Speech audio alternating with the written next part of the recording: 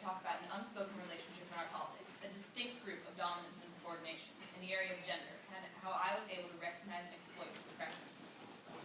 Speaking objectively, when one group rules another, the relationship between the two is purely political.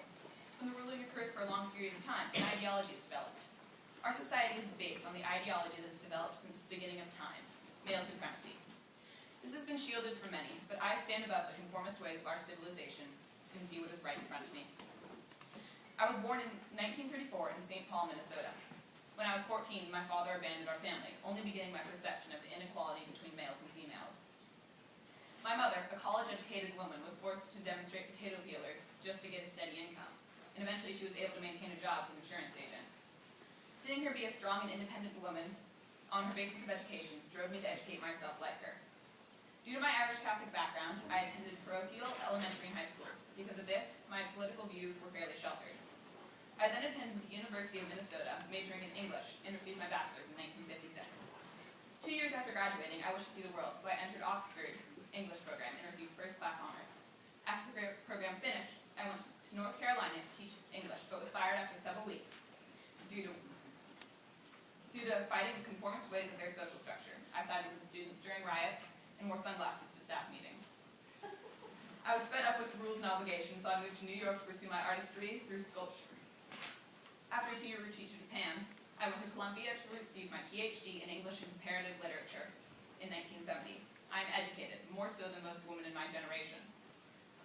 My thoughts are processed, my actions calculated. I don't simply blurt out things that come to mind.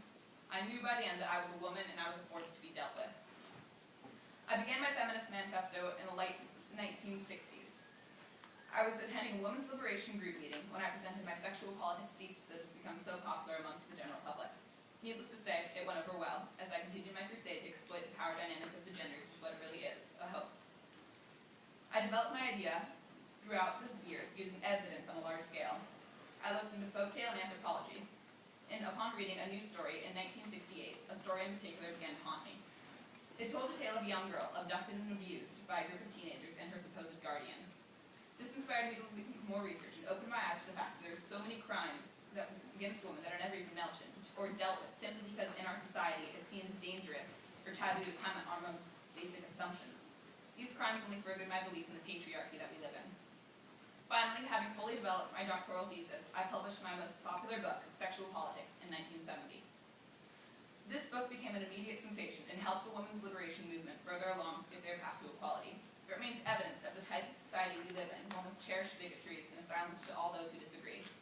When looked at objectively, this system of gender-specific politics and role structures is clear. All throughout history, the relationship between males and females has been unbalanced. However, we tiptoe around this fact, careful not to disrupt our civilization. Thank you.